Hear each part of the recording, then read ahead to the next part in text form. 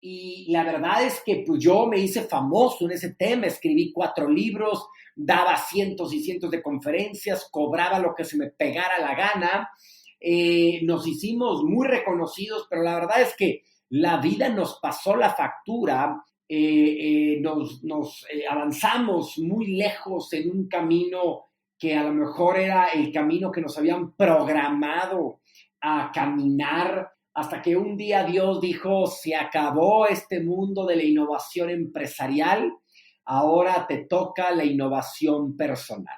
Porque de nada sirve que las empresas sean grandes y rentables si los seres humanos trabajando dentro de ellas no son felices.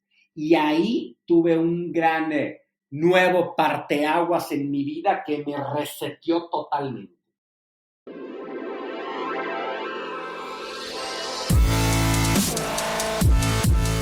Bienvenidos, Injodibles. Hola, soy Víctor Vargas, coach de vida y alto desempeño, conferencista y empresario. Y en cada episodio te presentaré personas o mensajes injodibles para inspirarte a revelar y expandir los límites de tu mente, tu corazón y tu espíritu. Gracias por acompañarme a conectar y a elevar la vibración. ¡Comenzamos!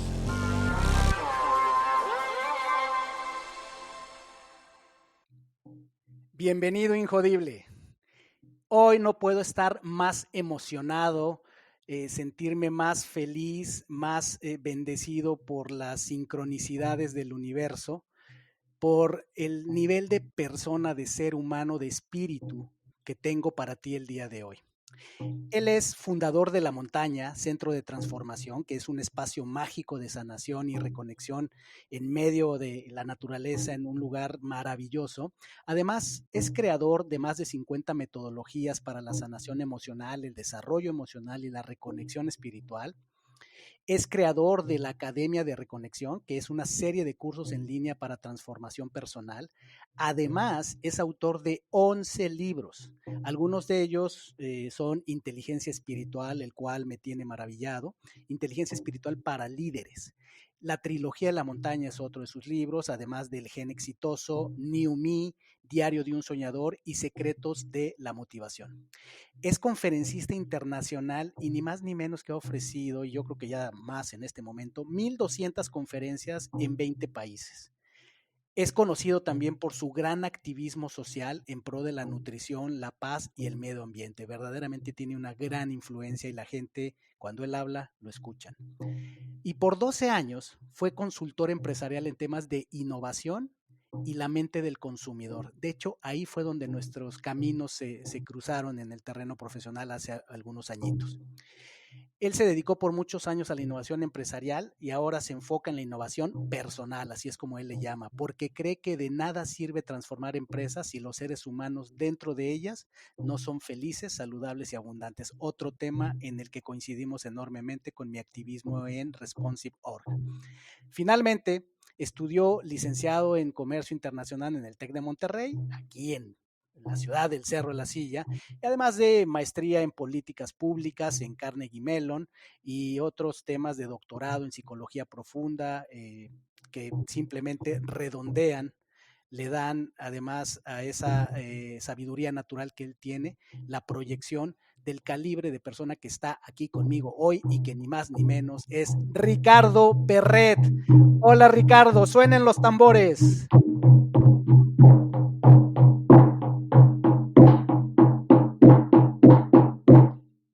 Mi querido hermanito Víctor, qué gusto encontrarte en estos diálogos tan hermosos en los que compartimos lo que nace del corazón, porque eso es lo más auténtico, lo más valioso y lo que contagia verdaderamente a las personas que nos escuchan. Tú sabes perfectamente que enseñar no es imponer, sino contagiar. Y para eso estamos, para contagiar en este gran programa con un título tan icónico como lo eres tú, Injodible. Me encanta y a tus órdenes. ¿Y quién mejor que un injodible como tú para contagiarnos con tu historia y al estilo y tradición de Injodible? Empecemos con esa maravillosa frase, mi querido Ricardo, de érase una vez ¿Dónde inicia esta historia? ¿Dónde inicia ese pequeño Ricardo? ¿Cómo continúas esa frase, Ricardo? Pues mira, Ricardo inicia como la vida de todos los seres humanos en donde Dios nos pone, en donde nuestro espíritu de la mano de Dios llegamos a una familia, llegamos en una época y llegamos a un territorio en donde por algo estamos aquí. Una de las grandes cosas que todo mundo en su proceso de transformación tiene que entender es que por algo nacimos en la familia que nacimos, por algo nacimos en el territorio que nacimos y por algo nacimos en la época que nacimos. Estas son épocas importantes, interesantes, que nos ofrecen retos tal vez muy superiores a lo que otras generaciones han vivido, y por algo tenemos que estar aquí y por algo se requiere tanto personas injodibles que puedan poner en práctica sus habilidades, sus cualidades. Fíjate que yo soy de una pequeña ciudad al norte del país, Piedras Negras, Coahuila. Estuve ahí hasta los 17 años y después me fui a estudiar una carrera en Monterrey. Sin embargo, hubo un momento icónico, importante, parteaguas, o uno de los primeros parteaguas en mi vida, a los 17 años. Una tía mía que venía regresando de la India me hizo una regresión. Una regresión es una dinámica, una metodología ancestral, tan ancestral como la meditación, tan ancestral como la oración, tan ancestral como la búsqueda de sanar las emociones. Y me hizo una regresión en la que yo fui a mi periodo de adolescente, 12, 13, los inicios de mi juventud, 14, 15, 16, y descubrí el porqué de mi alcoholismo. El alcoholismo era pues una adicción que yo tenía, que no aceptaba, como muchos lo hacen, no aceptan su adicción, no aceptan su fobia y por eso no pueden avanzar, porque el paso uno para sanar cualquier cosa es aceptar que estás viviendo una condición importante que te tiene hundido. Y en esa regresión descubrí no solamente el porqué de mi adicción, de mi apego al alcohol, que al final de cuentas todas las adicciones son la búsqueda de encontrar algo externo para llenar un hueco interno, sino también encontré el origen de ese hueco interno y también caí en cuenta del poder que tiene la mente humana tan brutal. Ese fue un primer parteaguas de mi vida. No tomé contacto nuevamente con las regresiones y el mundo de la meditación y de la sanación emocional hasta los 23 años, cuando ya había estudiado una carrera y una maestría y estaba de regreso en la Ciudad de México trabajando en el gobierno federal.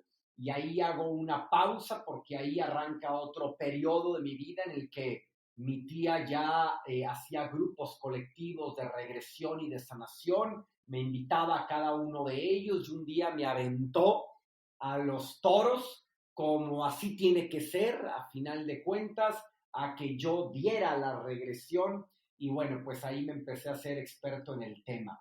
Pero aquí hago una pausa, ese es mi origen, ese es el inicio de mi vida y te dejo, Víctor, para que tú le sigas rascando lo que quieras a mi vida. Wow, fantástico. Empezamos por la puerta grande, por esta inspiración que nos da la transformación que viviste muy, muy joven. Entonces te encuentras en esta situación, con esta condición, este apego al alcohol como nos compartes y encuentras a este mentor en el camino, como ocurre en el viaje de todo héroe, ¿verdad? Siempre hay grandes mentores. ¿Hubo, Ricardo, más influencias en tu vida aparte de esta tía? Veo que tuviste bueno, por algo tu espíritu atrae todas estas cosas desde joven, como decías, ¿no? Desde muy joven. ¿Qué otras influencias, qué otros mentores te fuiste encontrando en el camino, ángeles, si los queremos ver así? Pues mucho. Mira, yo soy de la idea, Víctor, que cada ser humano, cada relación, por más que dure 4 o 5 minutos mientras cargas gasolina en tu relación con la persona que te echa gasolina, o 10 o 15 minutos mientras vas en el Uber o en el taxi, o 5 minutos mientras estás pagando el supermercado, hasta personajes, amigos, grandes amigos, maestros en el camino, terrenales y espirituales, ya después veremos la diferencia, ejemplos, modelos a seguir y a no seguir, porque también es importante considerar aquellos modelos que te muestran los contraejemplos. Hay muchos papás, hay muchos mamás, abuelos, hermanos, primos, sobrinos, que nos muestran el camino del qué no hacer. Y ese también es un maestro. A veces solamente consideramos los maestros que nos muestran el camino a seguir, pero en ocasiones el camino a no seguir se te revela con más contundencia y te demuestra qué es lo que no debes de hacer y que si lo haces vas a toparte con la misma piedra, con la misma pared. Sí, sin duda hubo grandes influencias en mi vida. Si me voy en orden de cronograma, digamos, del pasado cronológico hacia la fecha, sin duda muchos maestros en los sistemas educativos en los que tuve fueron grandes maestros del qué sí hacer y algunos otros grandes maestros del qué no hacer. Y la conciencia que uno necesita para dilucidar cuando Dios te está mostrando el qué no hacer y cuando Dios te muestra el qué sí hacer, es súper importante en nuestra vida. Mi papá y mi mamá fueron grandes influencias en mi vida, sin embargo, vale la pena reconocerlo porque aceptar es el primer paso de cualquier transformación. Yo me di cuenta de los grandes maestros que tenía frente a mí, que la vida me había elegido, Dios o mi espíritu me habían puesto en el camino, en mi papá y en mi mamá, pues por ahí de los 25, 28 años. Uno se tarda en ocasiones en descubrir los grandes maestros que son papá y mamá en sus vidas, en lo que callan, en lo que dicen, en lo que te comparten, en lo que te contagian, en el cómo viven. Después esta tía mía con las regresiones tuvo una gran influencia en mí. No se diga el periodo de vida que tuve en la política pública, en la función pública, trabajando 3 años en el gobierno federal, 2 años en el Banco Mundial. Y luego, bueno, pues yo creo que hubo un gran maestro para mí, muy importante, yo creo que de los grandes maestros que yo he tenido, que se llaman el consumidor. Yo tuve una agencia de investigación de mercados en donde nos dedicábamos a hacer investigación de profundidad en la mente inconsciente del consumidor, la consumidora, para entender la programación cultural y social que habían vivido para lograr vender más productos de los clientes que nos habían contratado.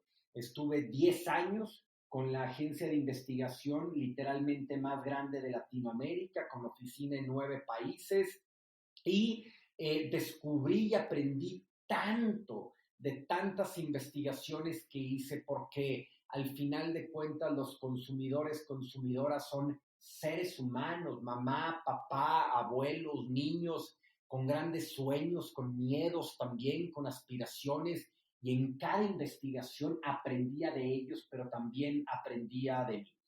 Y en el último trecho de mi vida, mis grandes maestros han sido más espirituales. Hay, digamos, 4 tipos de maestros, si lo dividimos en 4 cuadrantes, en una matriz de 4 cuadrantes. Los maestros terrenales de temas terrenales, los maestros terrenales de temas espirituales, los maestros espirituales de temas terrenales y los maestros espirituales de temas espirituales.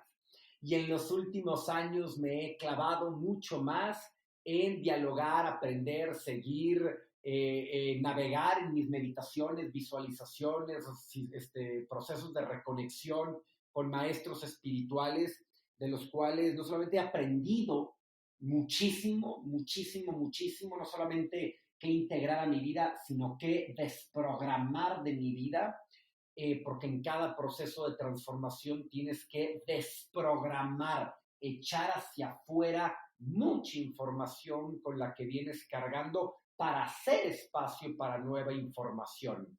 Y al mismo tiempo he podido escribir y compartir en novelas, en libros que he escrito, como La montaña, Inteligencia espiritual para líderes y Diario de un sanador, todos gratis en mi página de internet, de estos maestros espirituales. Wow, una ráfaga con mucha energía acerca de tu camino que se resume en algunos segundos, pero imagino la profundidad y la intensidad de cada uno de esos momentos. Ricardo, siendo que para compartirle a la audiencia, mencionaba yo que tuve el privilegio de coincidir contigo en esa época que mencionas, donde tú estabas muy metido en el tema de investigación de mercados. eh, eh, Nos tocó coincidir, yo trabajaba en aquel momento como director de sistemas en una filial del Grupo Posadas llamada Ampersand, y recuerdo que llamamos a Mindcode. Había una situación, una oportunidad interesante, el mundo de la lealtad, particularmente de la mercadotecnia de lealtad, estaba despegando y Grupo Posadas había alcanzado a consolidar una posición de liderazgo gracias a que habían sido visionarios de lanzar su programa de lealtad para los hoteles. Les fue tan bien que otras compañías, bancos y otras organizaciones les empezaron a pedir que les operaran el programa de lealtad, y así nació. A los años se fue formando lo que después fue Ampersand, y ese crecimiento y esa oportunidad nos llevó a llamar a Mindcode, y tuvimos la suerte de que tú, junto con tus socios, que me gustaría nos platicaras un poquito de ese entorno, que seguramente te dejó muchos aprendizajes. Recuerdo a Eduardo, eh, tu Cacha, exactamente, pero recuerdo que fue apasionante, para mí fue sumamente inspirador, porque así como te estamos escuchando ahorita, imagínate en un entorno de negocios, con las oportunidades y retos que teníamos, que llegue alguien a plantarse con la energía que tú tienes, con esta manera de hablar, con esta convicción, a contarnos historias, porque esta capacidad, yo creo que ustedes lograron también conectar muy fuerte con nosotros por esta capacidad de al mismo tiempo de transmitir conceptos complejos, hacerlos sencillos a través de historias. Entonces ahí es donde nos encontramos, ahí es donde yo conozco a Ricardo en esta faceta de consultor. Cuéntame, Ricardo, ¿cómo fue esa parte? Dijiste que uno de tus grandes maestros fue el consumidor. Yo me imagino que pasaste por muchas salas ejecutivas de las empresas más grandes del país, que viste muchísimos proyectos, muchos con alma y corazón y otros con mucha sed de hacer solo dinero, que pudiste forjar las ideas para lanzar grandes proyectos y servicios. ¿Cómo fue esa etapa, Ricardo, donde yo te conocí, donde estabas de alguna manera efectivamente en la cumbre cuando se pensaba en investigación de mercados? Pues tu nombre sin duda estaba en el top de las listas, ¿cierto? ¿Cómo era esa época, Ricardo? ¿Qué aprendizajes hubo? Así es, Víctor. Y fíjate que fue algo muy interesante esto de connecting the dots, ¿no?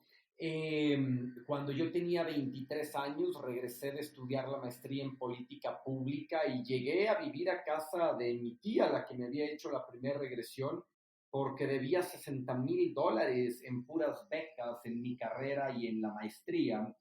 Y estaba trabajando yo en el gobierno, lo cual no me daba para pagar ni una renta. Ganaba en aquel tiempo 16,000 pesos, recuerdo perfectamente.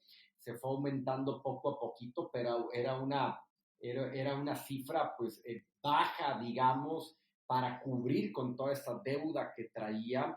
Y vivía con mi tía y mi tía hacía regresiones en las tardes, noches y me invitaba a cada una de ellas, y cuando le decía que yo estaba muy cansado, siempre tenía un pretexto para lograr convencerme, y en muchas ocasiones ese pretexto fue: están viniendo chavas muy guapas a esta regresión, y yo me levantaba de la cama, del sofá donde estaba, iba corriendo a hacer esa regresión con ella, hasta que un día ella me pidió que hiciera la regresión por ella después de haber vivido 30, 40 regresiones, y me di cuenta del poder y logré ayudar a personas a sanar sus temas del pasado, Recuerdo que dejaron ahí en una canastita algunos billetitos con los que yo dije, pues de aquí soy para complementar mi ingreso y poder pagar mis becas. Y de ahí continué haciendo regresiones por mucho tiempo, ya estando yo en el Banco Mundial. Yo recuerdo que viajaba por países de Latinoamérica tratando de encontrar, y este era el proyecto que le habían dado a mi task force, ¿no? A esta fuerza de trabajo, equipo en el que me encontraba. Nos habían dado el reto de encontrar qué estaban haciendo bien y mal los ministerios de economía en Latinoamérica y promoviendo los negocios.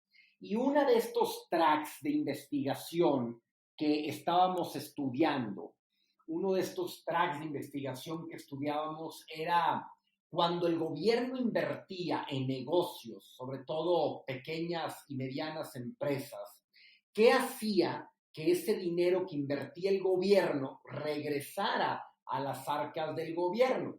Si tú recuerdas, aquí en México había pues desarrollo de emprendedores y el Fondeso y otros mecanismos para prestarle dinero a las empresas. En muchas ocasiones regresaba el dinero, en otras ocasiones no. Y nosotros en ese proyecto identificamos algo muy interesante. El dinero regresa al gobierno cuando se le presta a proyectos innovadores, pero no cuando se le presta a proyectos solamente creativos. Ese fue un parteaguas para mí, darme cuenta que la innovación ayudaba a evolucionar negocios, pero la creatividad por sí sola no. ¿Por qué? Porque la creatividad era simplemente generar nuevas ideas, mientras que la innovación era generar nuevas ideas, ponerlas en práctica, seleccionar un canal de mercado, un segmento de mercado puntual, agregarles valor, tener una super comunicación, administrar bien el negocio, crear procesos, tener una buena cultura organizacional y tener gran rentabilidad para regresar los préstamos. Así es que yo me puse a investigar todo lo que había bajo el sol en aquel tiempo alrededor de la innovación. Y me acuerdo haber publicado un paper en el Banco Mundial sobre la importancia de la innovación y la tendencia tan brutal en la innovación. El mundo venía de 30 años de enfocarse en calidad. Calidad, Six Sigma, Total Quality Management, todo eso era lo que priorizaban las empresas. Sin embargo, llegó un momento en que las empresas ya tenían sus sistemas de calidad y estaban buscando algo más y adoptaron el tema de la innovación como su nuevo canto de guerra. Estando yo en el Banco Mundial, comencé a dar conferencias de innovación en universidades y varias universidades me empezaron a invitar a trabajar con sus alumnos, con sus emprendedores en incubadoras, aceleradoras de negocios. Y un día, un director de recursos humanos en aquella época de Kraft, que cambió su nombre a Mondelez luego, me invitó a trabajar con ellos y yo seguí en el Banco Mundial dándole consultoría a Kraft. No tuve que inventar una empresa de consultoría para ayudarle en sus temas de innovación con todo lo que había investigado.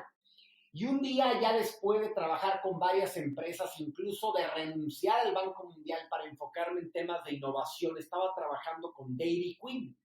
Y con Dairy Queen, uno de los ejecutivos me dijo: Ricardo, yo quiero que Dairy Queen sea el trofeo, el reconocimiento que las mamás le den a sus hijos cuando les vaya bien en la escuela o en el deporte. Y yo dije, qué curioso. Ellos lo que quieren vender no es algo funcional, es algo simbólico y emocional. Y ahí recordé yo que todo lo que venía haciendo en los últimos 4 o 5 años, en términos de regresión, de ayudar a las personas a sanar sus emociones, era un tema simbólico emocional, es decir, ¿qué significa para ti tu papá? ¿Qué significa para ti el dinero? ¿Qué significa para ti un viaje? ¿Qué significa para ti una nueva relación de pareja? Entonces me di cuenta que la respuesta estaba en el inconsciente del ser humano. Entonces lo que hice fue empezar a hacerle regresiones a los consumidores para entender cómo habían sido programados y programadas alrededor no de su papá, de su mamá, del dinero, de la pareja, de la sexualidad, sino alrededor del producto, de la categoría en cuestión. Y los resultados comenzaron a ser maravillosos. Las empresas quedaban anonadadas de que pudiéramos entregarles información del inconsciente del consumidor, que al final de cuentas es el que toma las decisiones. Entonces empecé a trabajar muy fuerte en esto, conocí a el que fue un gran socio para mí, que traía una onda de los tres cerebros, y el cerebro primitivo, y el cerebro límbico, emocional, el cerebro funcional, y luego conocí a otro socio, súper vendedor también, y luego conocí a otro socio, y total nos unimos 4 socios, eventualmente quedamos nada más 3, con socios locales en diferentes partes del mundo. Crecimos de una manera exponencial con nuevas metodologías, nuevo lenguaje, inventamos un lenguaje totalmente nuevo en el mundo de la investigación. Nadie nunca había escuchado estos temas, no solamente cualitativos, sino cualitativos de profundidad del inconsciente. Introdujimos los primeros laboratorios de neurociencias aplicados a la investigación de mercados en Latinoamérica. Contratamos neurobiólogos con doctorados egresados de la UNAM, contratamos antropólogos, psicólogos, semiólogos, hicimos 250 proyectos y bueno, para empresas grandes apoyamos a miles y miles de pequeños empresarios a hacerse ricos, a crecer en sus sueños. Y la verdad es que pues, yo me hice famoso en ese tema, escribí 4 libros, daba cientos y cientos de conferencias, cobraba lo que se me pegara la gana. Nos hicimos muy reconocidos, pero la verdad es que la vida nos pasó la factura, por lo menos a 2 socios y a mí. Nos avanzamos muy lejos en un camino que a lo mejor era el camino que nos habían programado a caminar el sistema educativo, el de la televisión, el de la misma mercadotecnia, hasta que un día Dios dijo, se acabó este mundo de la innovación empresarial, ahora te toca la innovación personal, porque de nada sirve que las empresas sean grandes y rentables si los seres humanos trabajando dentro de ellas no son felices. Y ahí tuve un gran nuevo parteaguas en mi vida que me reseteó totalmente. Pues así de apasionante, Ricardo, esta era de tu vida, yo pienso que tocó las fibras de la manera de hacer negocios, del marketing. Y yo creo que no se quedó en Latinoamérica, sino se extendió a muchos lugares. Efectivamente, tú y tus socios marcaron una vanguardia en su momento que estoy seguro que ha influenciado a muchas personas y levanto la mano y por eso es que yo estoy tan emocionado de tener esta conversación contigo porque yo soy uno de ellos. Yo recuerdo conceptos de todo esto que nos estás diciendo y los que a mí me tocó verte en acción, poner en práctica, que nos dejaron con la boca abierta las personas que estábamos trabajando con ustedes en Ampersand, como conceptos como la impronta, conceptos como los arquetipos y como el código simbólico. Un ejemplo muy rápido, decía yo, esta empresa se dedicaba a manejar los programas de lealtad de hoteles, de bancos, y cuando ustedes vinieron e hicieron su trabajo, aplicaron toda esta magia que tú has resumido maravillosamente, todo eso lo metieron a la licuadora y para esta empresa lo que ustedes concibieron fue que el arquetipo que mejor representa una empresa que maneja puntos de recompensas para otras empresas, el arquetipo era Hitch. No sé si te Sí, lo recuerdas. recuerdo perfectamente. Recuerdo que con bombo y platillo, después de una fase de análisis larga, levantamiento de mucha información que ustedes hicieron, recuerdo que todos esperábamos con ansia el día que se había marcado para la entrega de los resultados. Y recuerdo que hubo mucha emoción alrededor de estar pendientes de lo que nos iban a mostrar y cuando nos mostraron el resultado fue impresionante, ¿no? A diferencia de muchos reportes, resultados de análisis que se muestran que, bueno, uno sale y vamos a ver qué hacemos con esto.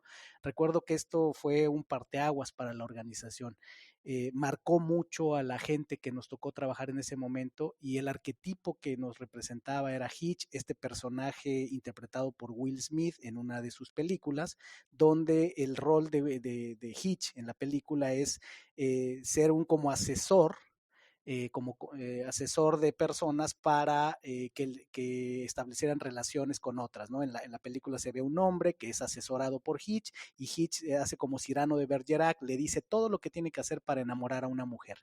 Y entonces el arquetipo que ustedes crearon para nosotros era Hitch, porque ustedes decían, a ver, ustedes siendo una empresa que le maneja los programas de lealtad a otras empresas, ustedes son como Hitch, porque ustedes le enseñan a sus clientes cómo hacer que sus clientes los quieran más, ¿no? Esa era la línea base.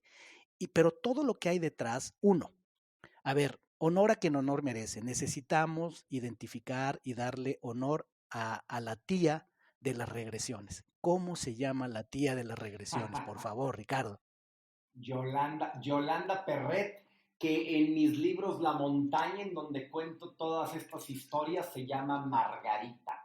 Yo invito a que todos los que nos escuchen lean mis novelas autobiográficas, en donde cuento a través de un seudónimo todas estas historias. Y ahí están en ricardoperret.com todos mis 11 libros escritos hasta el momento. Fantástico. Entonces, ya número uno, quería poner, como se dice en inglés, nail down el nombre y darle honor a Yolanda Perret, porque ahora entiendo por qué es tan importante en tu historia y por qué las regresiones ocupan ese lugar primordial en tu historia, que fue parte de la magia que yo te vi desplegar, de todo esto que tú le entregaste al mundo de los negocios a partir de combinar algo tan etéreo, vamos a llamarlo así, esotérico y espiritual como las regresiones, y llevarlo al mundo práctico de los negocios para encontrar el código simbólico que tienen las cosas y las personas, los productos y los servicios, y que hace que las personas, sobre todo de manera inconsciente, sintamos atracción o repulsión hacia ciertas cosas. Eso fue fantástico. Lo otro que quiero resaltar de todo el resumen que nos diste, los socios. Había dos socios, uno lo mencioné, Ricardo Cacha, un hombre, un intelectual, Eduardo, Eduardo Cacha y Jürgen Klarik, así y es. Jürgen Klarich. Y Sí. Jürgen Klarich, muchos en nuestra audiencia, estoy seguro, lo ubican, este hombre también icónico, que me imagino es el socio al que te referías con este modelo de los tres cerebros que tanto promovió. Bueno, en realidad ese fue un modelo que acercó Cacha, Eduardo Cacha, de un corte más, él es de corte más investigador, una persona, un filósofo, un antropólogo que se ha hecho empíricamente, un gran ser humano, un gran hombre de familia, un gran asesor en temas personales de familia y una persona súper clavada con ver cómo la ciencia le podía agregar al negocio. Jürgen, por su parte, un corte más innovador, creativo, extrovertido, un gran vendedor y siempre buscando ir a otros países, a otros países y a otros países. Y así nos fuimos de la mano expandiendo juntos. Pues ni más ni menos que con esos asociados creciste y viviste estas experiencias, y tocaste también algo que viene precisamente en tu libro Inteligencia Espiritual para Líderes, donde está esta magia de la transformación, ¿verdad? Que como dicen, la paradoja de la transformación es que es un viaje en el que estamos, pero que no nos damos cuenta de él hasta que la transformación ha ocurrido.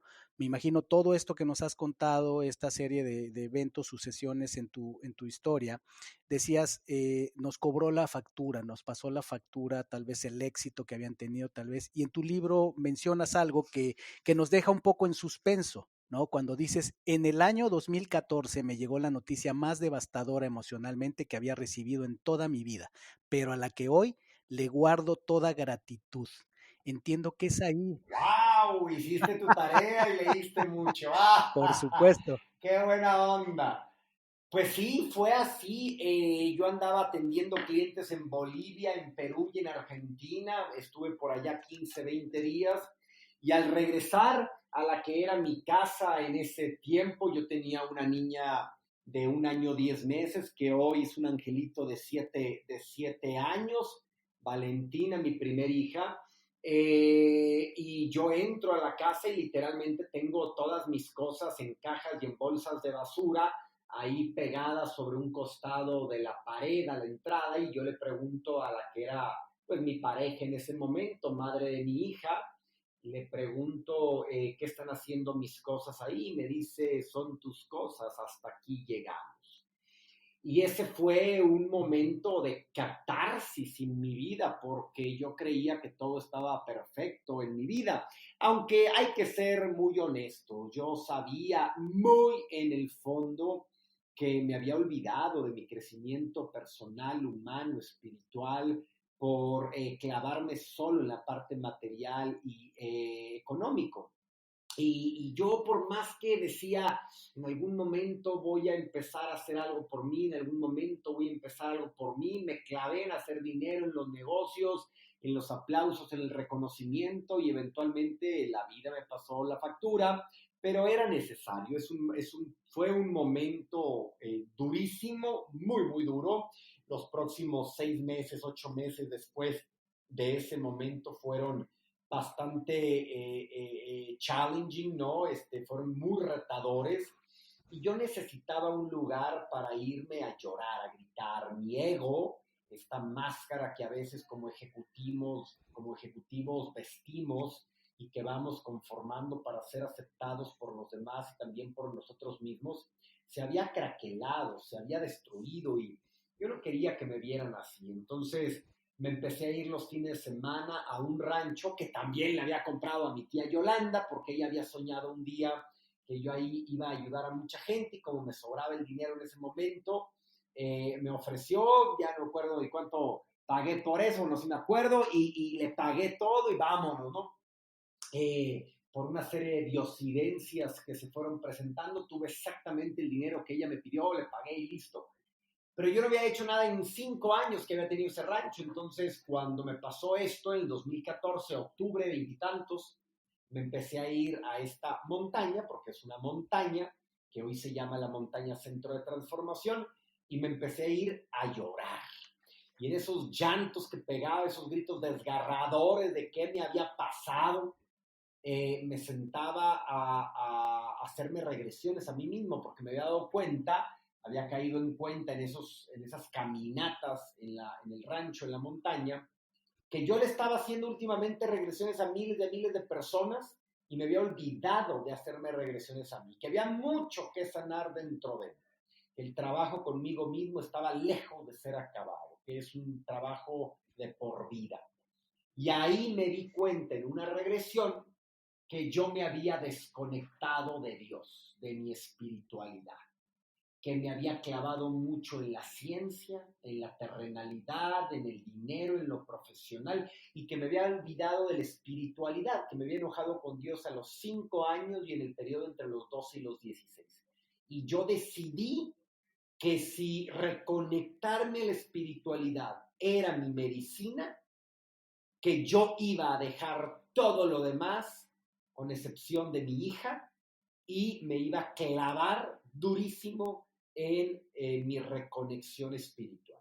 Fue un proceso y sigue siendo un proceso hermoso, de la mano de chamanes, de curanderos, de maestros y maestras de poder, de increíbles amigos que se convirtieron en hermanos en el camino, y obviamente de reconectarme a la espiritualidad a través de maestros espirituales también. Ricardo, ayúdanos a entender para aquellos de la audiencia que no tengan esta referencia, algo que se vuelve tan importante en tu historia, ¿qué es y qué no es la regresión? Bueno, una regresión es a través de una hiperventilación, hiperrespiración, es activar las partes de tu memoria de largo plazo, acceder a tus periodos de juventud, adolescencia, pubertad, infancia, hasta dentro del vientre materno, y poder encontrar los momentos precisos en que se gestó el dolor, en que se integró el miedo, la culpa, la tristeza, el coraje en tu vida. porque tú no te volviste un gruñón, tú no te volviste un envidioso, un celoso, un miedoso. Hoy no nos volvimos así el día de hoy, sino que fuimos programados a partir de diferentes experiencias en nuestra vida y pues esas experiencias tienen un periodo puntual en que se gestaron, en que se desarrollaron. Ir al pasado y encontrar esos momentos nos permite observar hoy desde la conciencia qué sucedió. Y entonces comienza una reprogramación, porque recuerda que nadie sufre por lo que vive, sufrimos por la interpretación en el periodo en que lo vivimos que le dimos a eso. Cuando tú observas esa situación, entiendes el significado que le diste y cambias el significado o impronta por un nuevo significado, nacido del amor, del corazón, nacido de la gratitud, pues tu vida comienza a cambiar. Entendiendo esta explicación que nos das sobre la regresión, donde entiendo estas técnicas de respiración te pueden llevar a generar un estado de conciencia, si es así, si no corrígeme, un estado de conciencia que te permite acceder a esa memoria de largo plazo. Es una técnica y evidentemente pues te ha llevado también a un desarrollo personal y espiritual. Es comparable con otras, otros mecanismos, otros medios que hoy día se habla más, que no es que sean nuevos, solamente que tal vez se está hablando un poco más, como por ejemplo las plantas de poder. ¿Tienes alguna experiencia o alguna opinión al respecto? Sí, sí, las conozco pues prácticamente todas o gran parte de las que hoy por hoy se conocen y se han vuelto moda. Eh, Hay muchas metodologías ancestrales de sanación. La meditación, la regresión, las ceremonias de fuego, las danzas, la música sanación, el irte en silencio a un retiro, el retiro a cuarto oscuro, el ayuno, los temazcales y obviamente también están pues las plantas de poder como la ayahuasca, el peyote, que en realidad su nombre es jicuri, están los hongos alucinógenos de muchísimos tipos que hay, los de Oaxaca, los del Estado de México, los de Veracruz, está obviamente la marihuana, está el sapo, está el cambo. Hay muchas plantas y elementos de poder que están ahí para su uso consciente. Yo siempre les digo cuando alguien viene y me pregunta, Ricardo, ¿has hecho la ayahuasca? Sí, claro, ya la hice una vez para conocerla y entendí que mi camino no era seguir haciendo ayahuasca, sino honrar la ayahuasca y seguir meditando. Porque la abuelita ayahuasca lo que me dijo fue, sigue meditando, hijo, vas muy bien. Que si has hecho el peyote, sí, sí lo hice también el peyote y también me dio mis lecciones en el desierto. Sin embargo, yo siempre les digo, tiene que haber tres grandes factores para que hagas una ceremonia de estas. Primero, que sea un gran chamán, maracame, abuelo, guía, el que te lleve a través de esa ceremonia de una manera muy consciente y amorosa y muy responsable. Dos, que el lugar sea mágico, porque en esos estados alterados de conciencia, tu cuerpo y tu corazón y tu mente se abren de par en par y puedes absorber mucho energías de los otros presentes, como energías del chamán presente, como energías del entorno. Por eso la naturaleza siempre va a ser el mejor entorno para esto. Y lo tercero, que tu intención sea muy desde el centro de tu vida, muy en conciencia, para sanar algo en particular o simplemente para dejarte guiar por la planta o por el maestro, pero siempre invocando y invitando a Dios en este proceso, ¿no? Pues este es un recuento muy completo, Ricardo, efectivamente sé que eres muy conocedor de muchas metodologías, tradiciones que tienen que ver con la sanación espiritual, con la sanación corporal, y creo que esto nos ayuda mucho a entender también esa raíz que tú tienes a partir de conectar con las regresiones y pues la experimentación que has hecho responsable, saludable. Y lo que mencionas me resuena mucho porque estoy trabajando con un grupo de personas donde es la primera vez, ya había yo escuchado que pues ciertas personas, de acuerdo a su creencia, no tienen una visión positiva de la meditación. Nunca me había tocado platicar con alguien que fuera el caso. Este fue el caso que me tocó y me llama mucho la atención porque encontré algo muy relacionado con lo que estás diciendo. Lo que me explican, indagando cuál es esta creencia, lo que me dicen es que ellos en su creencia piensan que la meditación, y sí, lo que dicen ellos, cierto tipo de meditación, no todas, te puede llevar a generar un estado alterado de conciencia donde lo que nos preocupa, me decían, lo que no, con lo que no compaginamos es con que en un estado alterado de conciencia puedas estar a merced decían ellos, de otras entidades, de otras energías, ¿no?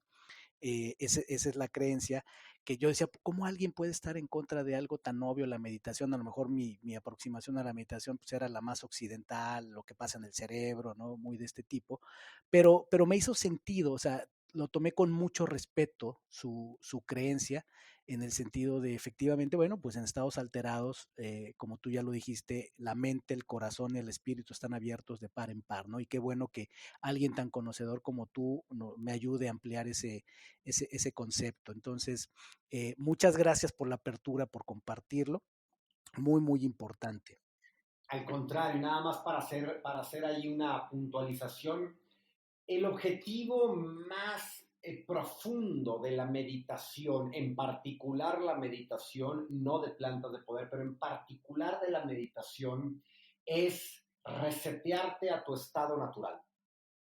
Y ese reseteo a tu estado natural de paz, de amor, de abundancia, de conexión directa con Dios, no a través de intermediarios, porque la verdadera espiritualidad no es a través de intermediarios, es directa con Dios.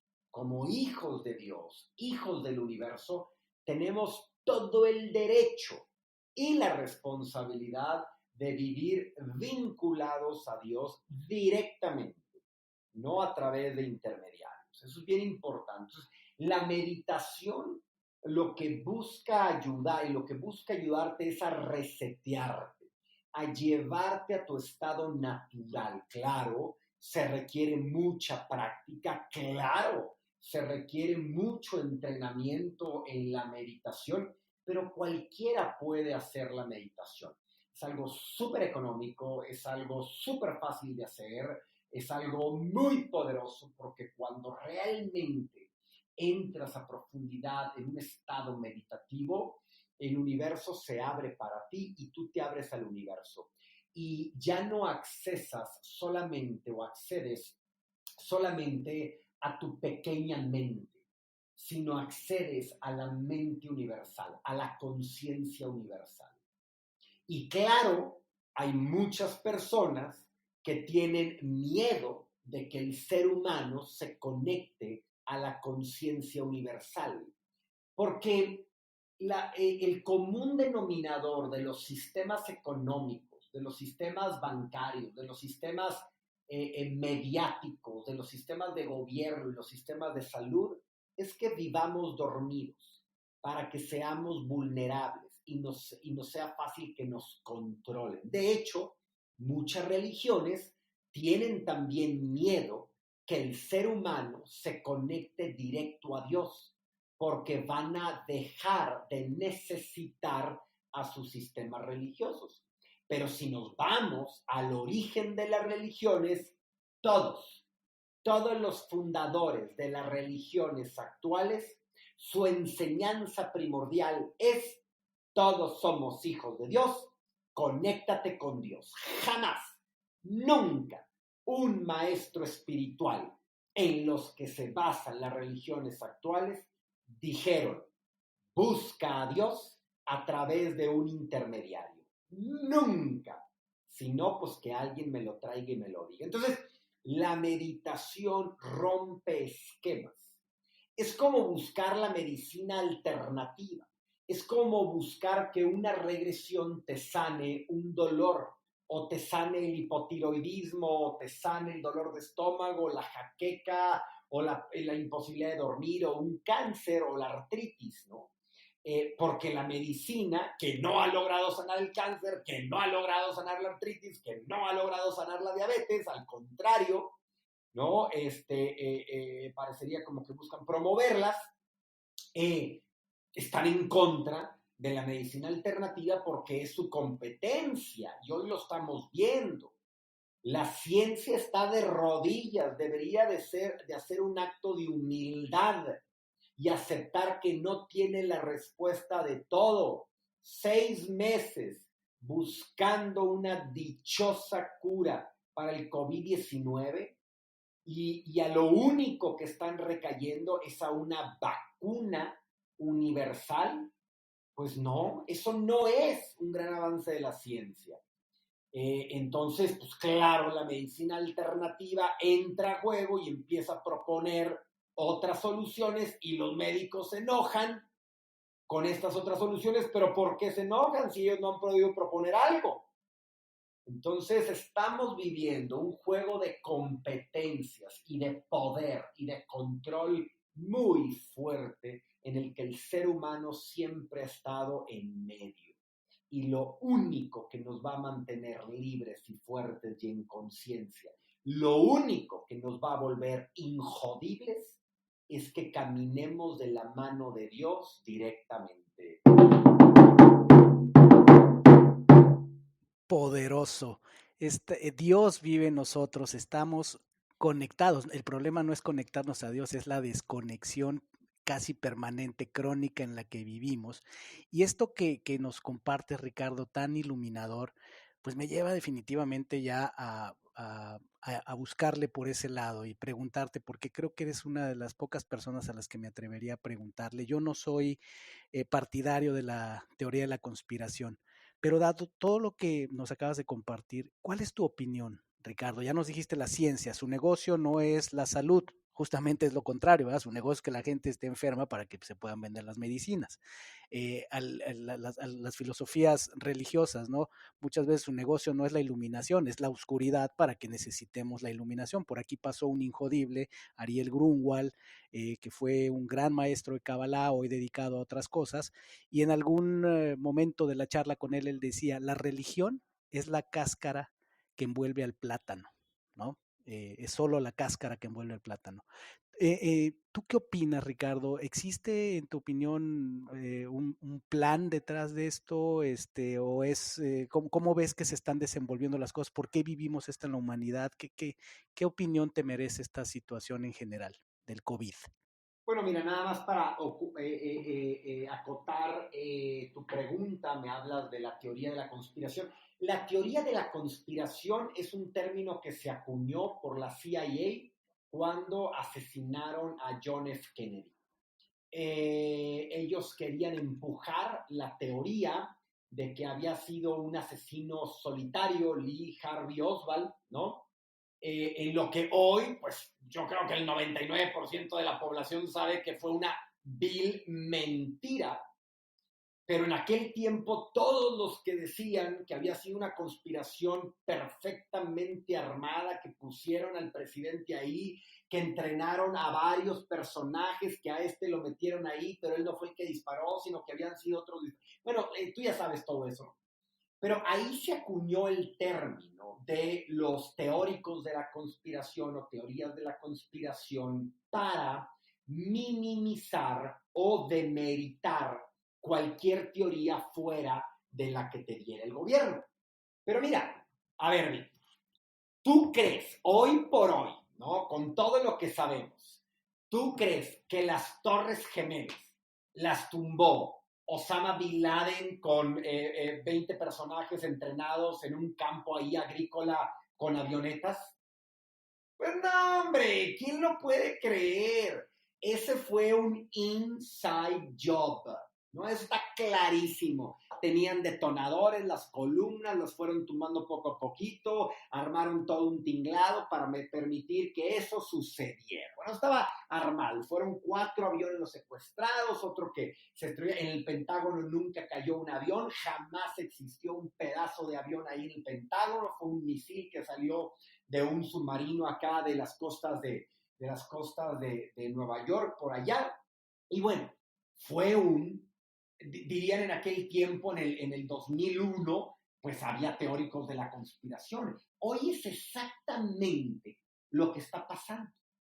Todos aquellos que decimos que esto es un plan bien armado de control, que una de dos, o surgió por azares de la naturaleza este virus.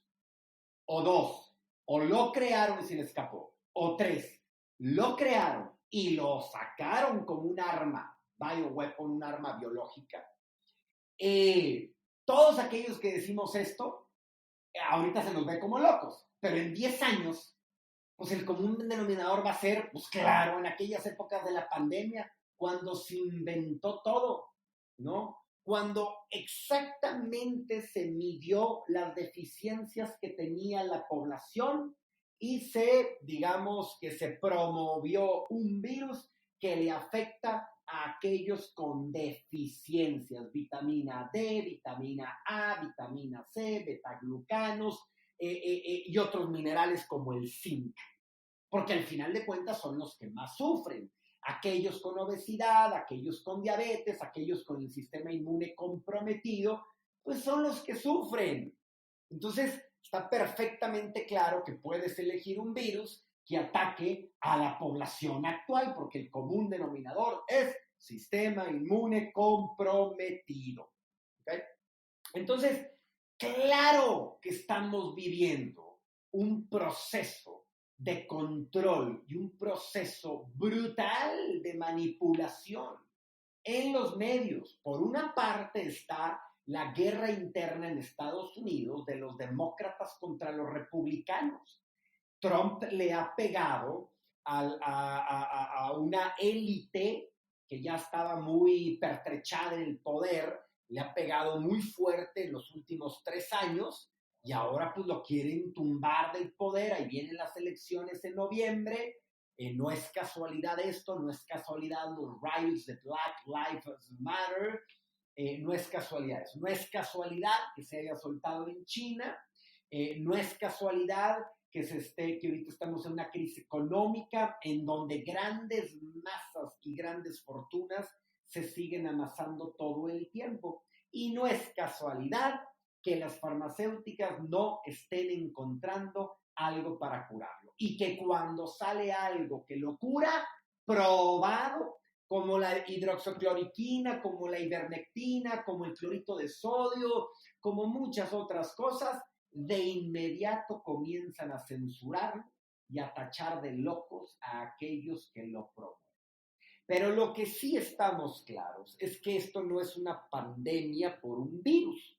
Esto es una pandemia de sistemas inmunes comprometidos. Y lo que tenemos que hacer es fortalecer nuestro sistema inmune y fortalecer nuestra conciencia en estos momentos. Porque lo único que nos va a regresar la libertad es una conciencia colectiva elevada, habernos transformado, habernos reinventado y que le salga el tiro por la culata a estos que están promoviendo esto que está sucediendo. Cuando querían encerrarnos, nos liberaron. Y eso es lo que tenemos que hacer. Wow.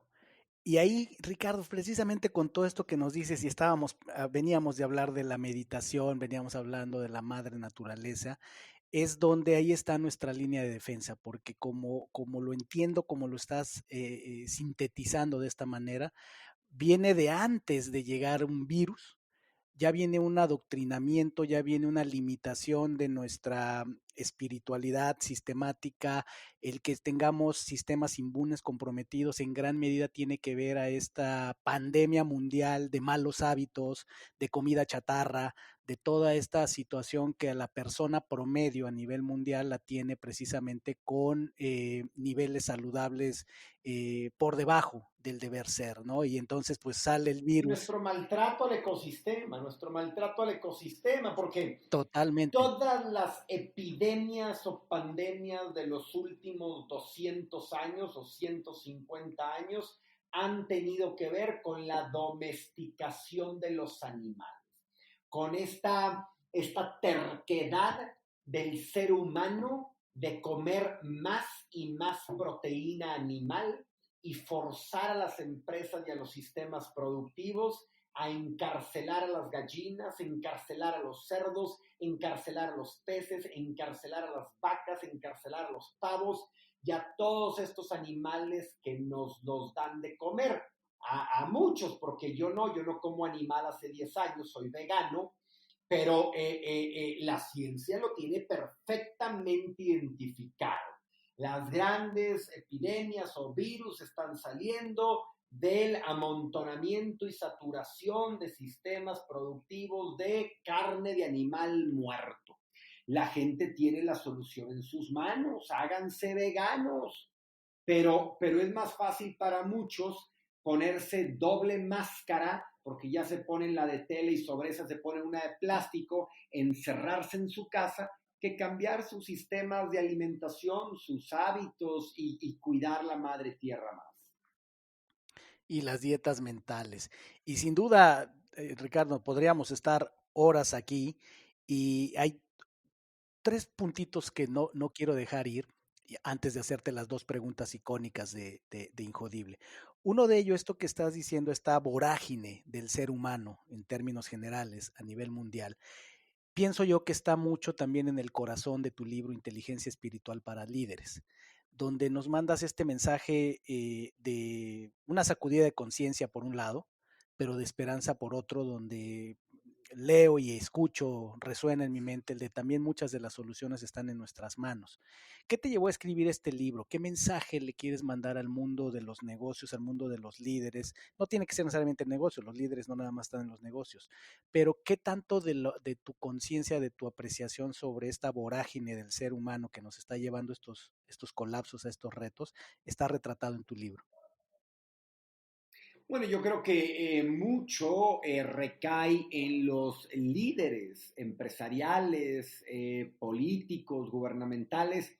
Creo que si logramos tocar sus conciencias, sus corazones y darles herramientas para que mantengan una empresa rentable, pero a la vez ética, una empresa rentable, pero a la vez que cuide el planeta, una empresa rentable, pero interesada en sus colaboradores, en sus proveedores y en sus clientes. Si logramos tocar el corazón de los políticos para que mantengan sistemas eficientes de administración pública mientras se preocupan realmente por los ciudadanos, pues yo creo que estaremos logrando hacer algo importante, porque tristemente estamos viviendo un mundo hipervertical, pero hipervertical, y estas crisis económicas verticalizan más el mundo. No sé si has visto estas estadísticas en donde los ricos se hacen más ricos, los pobres más pobres. De hecho, con esta crisis económica se están sumando entre 19 y 20 millones de nuevos pobres que bajaron de la clase media a la pobreza en Latinoamérica nada más. A esto le sumamos otros tantos en África y en Asia sobre todo. Bueno, pues la verdad es que nos llevan a dar este grito desesperado a los líderes porque abramos nuestra conciencia, porque despertemos. Y en ese abrir la conciencia, Ricardo, esta pregunta que te voy a hacer, llevo varios minutos pensándola, teniéndola aquí en mi cabeza. Con las características que tú reúnes, tu pasado, tu background, tu preparación, tu arrojo, valentía, ¿tú considerarías algún día dar un paso adelante a tratar de hacer una transformación en este país? Pues mira, si tu pregunta es que si algún día me lanzaría a la política, Yo creo que sí, algún día, y siempre lo he tenido en mente, es algo que desde mis primeros años en carrera lo pensaba, sí. La verdad es que es algo súper complejo porque lo tendría que hacer a manera independiente, no me metería a ningún partido ni lo mande Dios, tendría que ser de manera independiente y hoy pues tenemos un monopolio político de Morena, después hay competidores muy rezagados y bueno, los independientes están allá en el último lugar y no hay recursos para ellos y no hay medios de comunicación para ellos y muchas cosas. Sin embargo, si en algún momento Dios me abriera la puerta de la política, sí, sí, sí entraría por ahí. Pero mientras tanto, y ese caso no se presente, todos los días busco hacer un cambio en mí, en mi familia y en todos aquellos que escuchan mis Facebook Lives, que leen mis libros, que toman mis cursos en línea, que vienen a mis retiros en la montaña. Busco mantener mi voz muy activa, sin miedo, con valentía, porque en este mundo decir la verdad parecería un acto revolucionario. Y la verdad es que necesitamos muchos revolucionarios diciendo la verdad. Utilizando el contagio también, a través de la verdad, a través de la credibilidad y la congruencia, la congruencia. Esa es la clave, yo creo que diste al grano al final de esta conferencia, de esta plática. La congruencia es lo que siembra semillas poderosas para el futuro. Sin duda. Y el otro tema que no quería dejar ir porque estamos hablando ya de altos niveles de liderazgo. Hablemos ahora del parenting, Ricardo, ese otro mundo, esa otra frontera que tú ya desde hace algunos años viviste y que estás en este momento en un estado de espera junto con tu esposa, en ese estado de gracia. ¿Cuál es tu visión del parenting que seguramente ha evolucionado de tu primera niña a la fecha? Porque por ahí se empieza, decías tú, hay que empezar por casa, por la familia, por la unidad, el núcleo del... Pues mira, yo creo, Víctor, que los niños son iluminados. Yo creo que los niños llegan al mundo como seres tremendamente espirituales. Yo, y lo digo abiertamente, no creo en el pecado original. El pecado original es un invento de 1436 para meter a una religión a más adeptos en el periodo en que se le estaba cayendo la membresía a la religión. Jesús jamás habló de un pecado original, habló del bautismo, pero no de un pecado original. El Antiguo Testamento jamás habla del pecado original, si bien de una desobediencia, pero el pecado jamás se concibió como concepto, como algo heredable. Entonces, yo no creo que los niños nazcan con un pecado original. Es uno de los complots más grandes en los que vivimos inmersos. Los niños, mis hijas y los hijos de todos, nacen con una iluminación, una fuerza, una espiritualidad muy grande, que yo lo que creo es que hay que aprender de ellos. No creo que hay que enseñarles mucho, hay que aprender de ellos. Cuando tú observas a un niño como culpable, lleno de pecados, pues claro que no quieres aprender nada de él. Pero cuando observas a un niño como un maestro, porque fíjate lo interesante, los niños son la competencia de los sacerdotes. ¡Wow! ¿Por qué? Porque los niños vienen de la luz, porque los niños son iluminados, porque los niños tienen para enseñarte todo de cómo es el estado natural del ser humano. Ellos son contenedores de la sabiduría de Dios no tocada, inmaculada. Entonces, cuando logramos ver a nuestros hijos como maestros, volvemos a la inocencia, volvemos a la ingenuidad, volvemos a abrirnos al aprendizaje, volvemos a la espiritualidad, volvemos a descubrir que estamos en el Edén. En realidad nadie nos corrió del Edén, es una metáfora que inventaron filósofos de hace 3000 años para describir que nosotros mismos nos salimos del Edén con nuestro cambio de percepción. Pero en realidad tú volteas a ver un árbol y es el Edén, tú volteas a ver a tu perrito, a una vaca, a un cerdito, es el Edén, tú volteas a ver a tu pareja y es el Edén, tú volteas a ver a tus hijos y sí es el Edén. Entonces, yo creo que lo primero y más importante es ver a los niños como maestros. Lo segundo es sabernos responsables de que todo aquello que hacemos contagia a los niños. Ellos aprenden por el contagio, todo lo absorben, todo lo absorben. Entonces hay que ser responsables de nuestras emociones, nuestro lenguaje, nuestros hábitos de alimentación, nuestras conductas, nuestra relación con el dinero, con el trabajo, porque eso le transmitimos a los niños. Y pues yo creo que otro elemento fundamental es nunca pensar, dejarle la educación de nuestros hijos al sistema educativo y menos a las redes sociales o a la televisión. Los que van a educar a sus hijos somos nosotros. El sistema educativo le va a enseñar ciertas técnicas, ciertas cosas, pero los grandes educadores de los hijos, de allá para acá y de aquí para allá, pues somos nosotros, ¿no?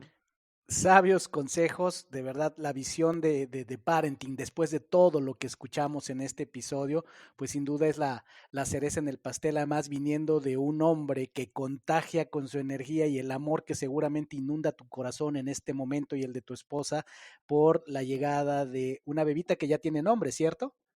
¿Cómo le llamas? Así es, Emma. Emma. Emma que nace por ahí, pues cuando ella quiera, no la vamos a programar porque hoy hasta eso está programado, hasta el nacimiento de un hijo. ¿Cómo? Pues claro, para que el ginecólogo pueda seguir haciendo su vida y pueda traer muchos más niños al mundo, dice, lo vas a tener tal día, tal hora. ¿Cómo? El hijo tiene que nacer cuando esté listo, cuando esté lista. Entonces, pues nuestra hija va a nacer en casa con todos los elementos de seguridad cuando ella lo decida. Totalmente, y esa es una de las grandes libertades y regalos que les damos a los hijos. Mis dos hijos, Diego y Natalia, no fue el caso de Javier, pero Diego y Natalia, así fue concebido su llegada al mundo. Cuando ellos quisieran, nacieron en agua y con esta misma idea de que era uno de los grandes regalos que les podíamos dar, que fuera en el momento que ellos quisieran. Ricardo, antes de las dos preguntas, algo que les podemos regalar a los, muy poderoso de ti, que le podemos regalar a la audiencia y que puede ayudar en este momento. Hablábamos del poder de la naturaleza y tú promueves mucho el poder del cacao. ¿Qué le puedes decir a la audiencia de Injodible sobre cómo esto puede sumar a su injodibilidad? ¿Qué les regala el cacao? Le dicen el abuelo, ¿cierto? Si la ayahuasca es la abuelita, el cacao sería el abuelo. Sí, pues en realidad a todas las plantas de poder, según su energía, se les llama como abuelos o abuelas, según si es una energía muy amorosa y creadora o si es una energía de confrontación y de valor, ¿no? Pero sí, sin duda el cacao es un gran abuelote. Moctezuma tomaba 20 tazas al día de cacao, cacao puro, criollo, no chocolate, sino cacao realmente. Cuando los españoles llegaron a Chiapas en busca del oro, en realidad encontraron que la moneda de cambio era el cacao. Lo valorado por ellos era brutal el cacao, ¿no? Y el cacao en realidad se ha descubierto, pues lo que ya sabían los mayas y los aztecas hace miles de años, que te abre el corazón. Pero hoy los científicos, pues tercos que quieren tener pruebas de todo, y está bien, así es el ser humano investigador por naturaleza, pues han descubierto las enormes propiedades en minerales, en vitaminas, en antioxidantes, en fitoquímicos, en aminoácidos que tiene el cacao. Y pues yo lo tomo diario porque la verdad es que es una bebida mágica. Un brebaje mágico.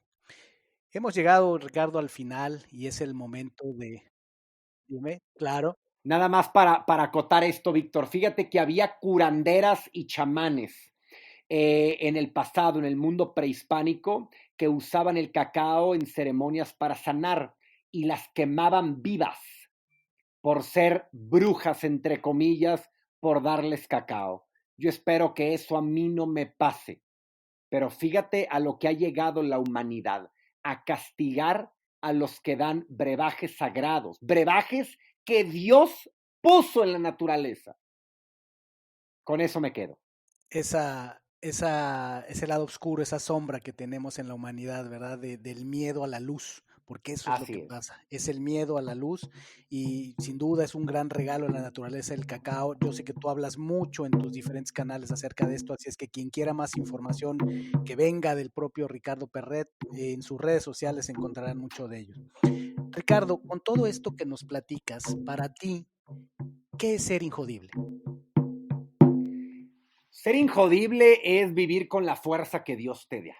Es reconectarte a las cualidades, habilidades y poderes que Dios te dio desde el momento de fecundación.